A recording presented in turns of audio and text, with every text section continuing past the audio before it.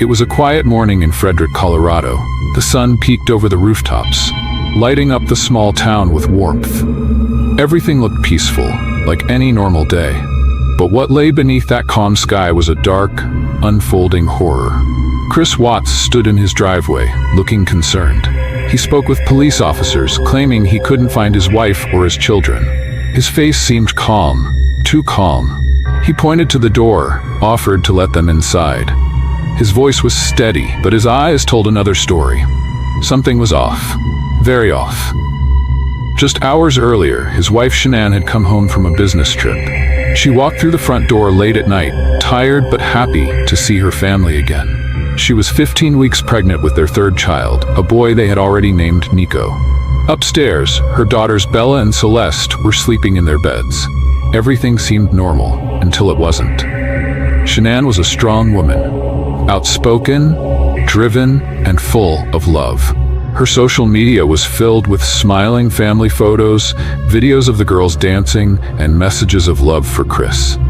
She believed in him. She believed in their marriage.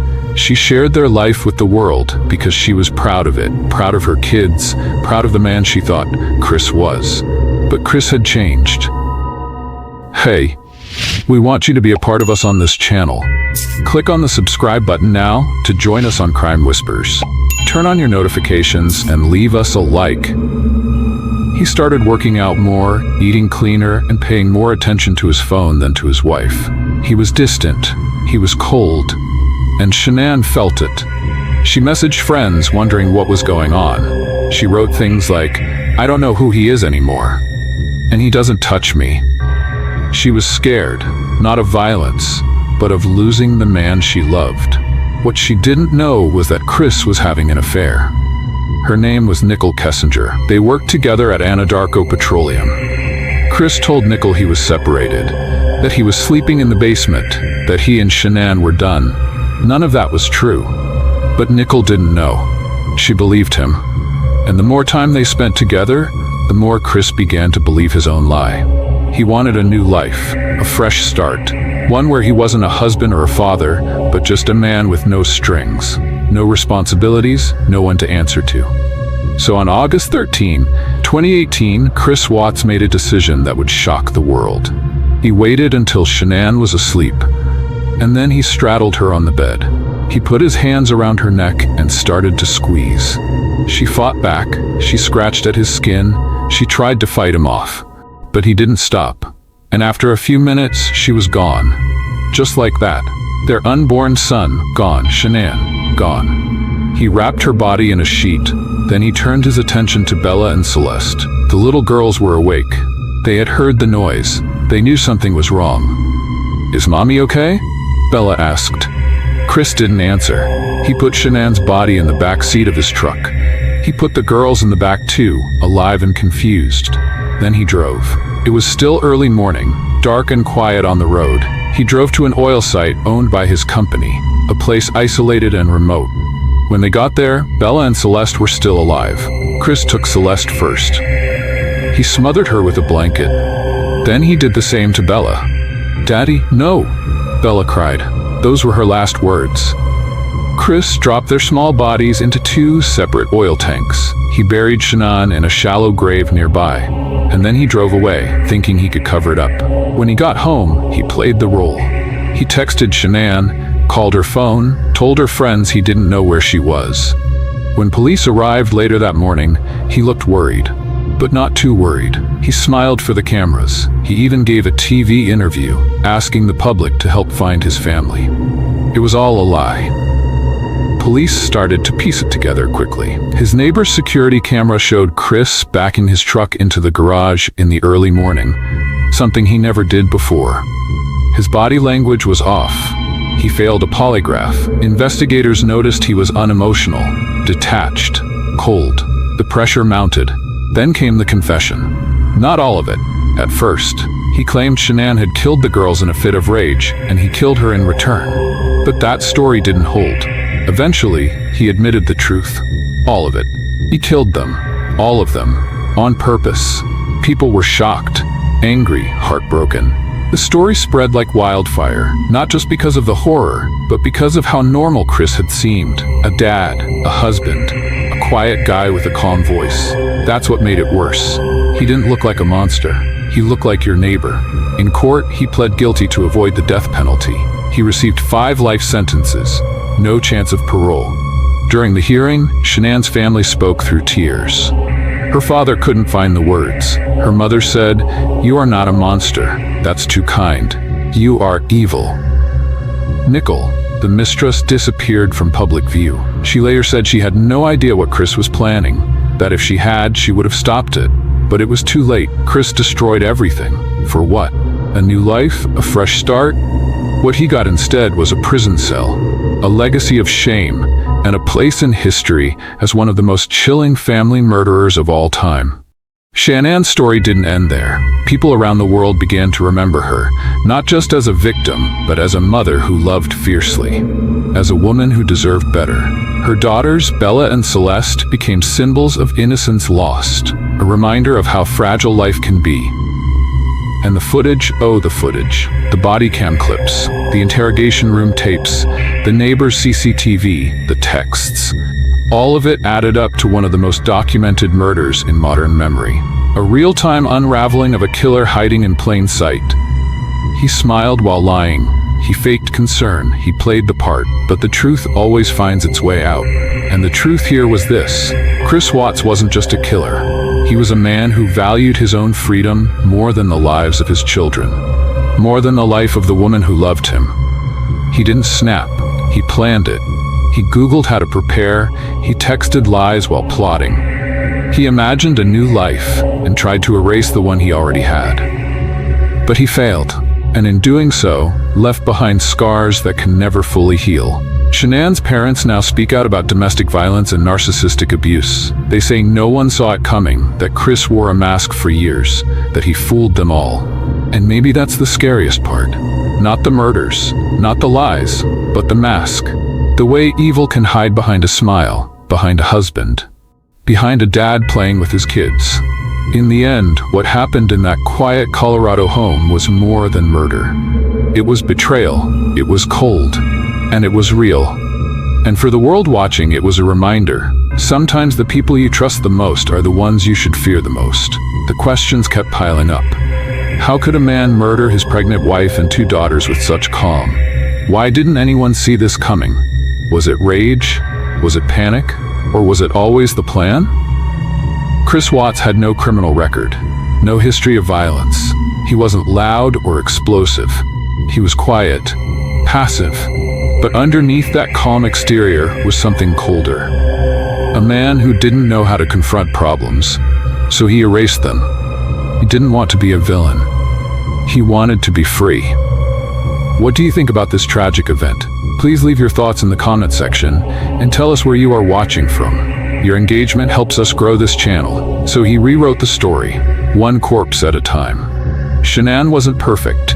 She was emotional, intense, outspoken. She wanted a good life and pushed Chris to grow with her. But instead of communicating, he shut down. He pulled away. And when confronted, he didn't argue. He smiled and lied. He told her they were fine. He told her he loved her. He said everything would be okay. But in the back of his mind, he was already planning a life without her. And when she came home that final night, carrying their unborn son, tired from a trip, hoping for affection, Chris didn't meet her with love. He met her with death.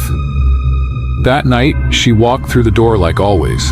She kicked off her shoes, put down her suitcase, texted her friend that Chris was being cold again. Then she climbed into bed. She never made it out. Shanann had no idea her time was running out. She trusted him. She curled up next to the man she married, not knowing that while she was drifting off to sleep, he was calculating. He waited until she was vulnerable. Then he attacked. She fought, scratching at him, confused and terrified. The autopsy would later show deep bruising, fingernail marks, signs she didn't go easily. She tried to survive, tried to breathe, but he didn't stop. He kept pressing down until everything went still. Her last thoughts were probably of her children, her unborn son, the family she built. The life she tried so hard to hold together, all gone in minutes. Afterward, He didn't cry. He didn't panic. He didn't call 911. Instead, he wrapped her body in their bed sheet and walked calmly to the truck. He placed her corpse in the back seat like luggage. Then he went to get the girls. Bella and Celeste were still in their pajamas. They must have been confused. Mommy wasn't moving. Daddy was acting strange. Why were they being put in the truck before sunrise? No car seats, no explanations, just a long drive into darkness. The sun rose slowly as Chris drove to the oil site.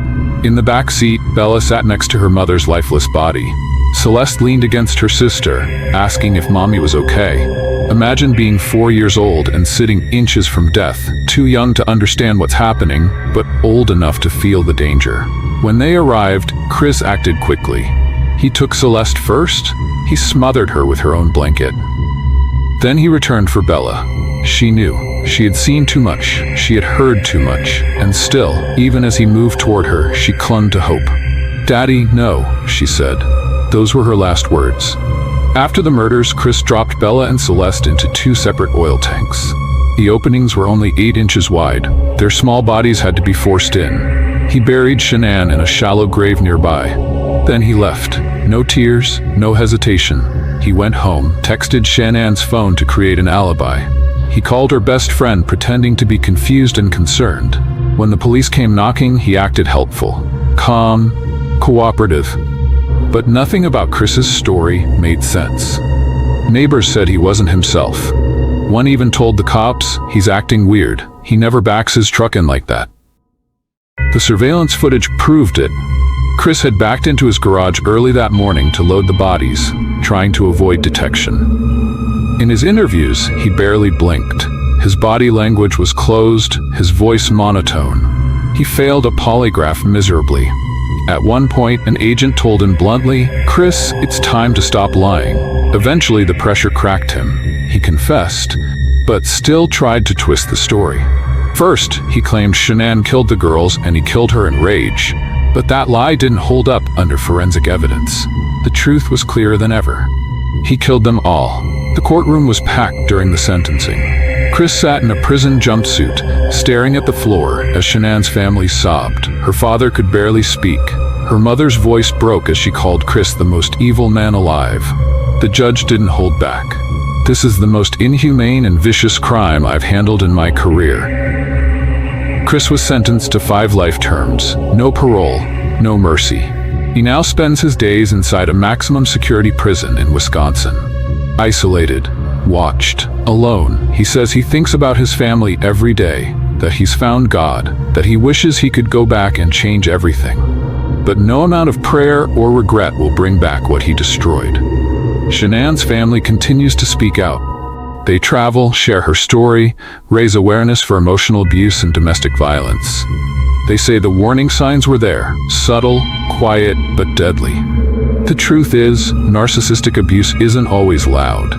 It's not always bruises. Sometimes it's silence, disinterest, gaslighting, a slow fade into distance, while the other person is still begging for love. Shanann tried to hold her family together. She asked questions. She offered help. She noticed the red flags and tried to wave them down. But Chris had already made up his mind. What haunts people most about this story isn't just the murder itself, it's the performance. Chris smiled for cameras. He hugged friends. He walked through his empty house with police and pointed to baby clothes, pretending to be worried. He faked emotion like a script, played the role like an actor, all while knowing exactly where their bodies were buried. The footage doesn't lie. His eyes? Empty. His face? Blank. No panic, no heartbreak, just calculation. And now, years later, people still watch those body cam videos and feel a chill. Because evil didn't show up with fangs or fury. It showed up in khaki shorts and a dad bod. It smiled, it helped with groceries, it said, "I love you." And then it erased an entire family. Thanks for watching Crime Whispers. If this story gripped you, like, comment, share, and don't forget to subscribe for more disturbing true crime stories that lurk in plain sight.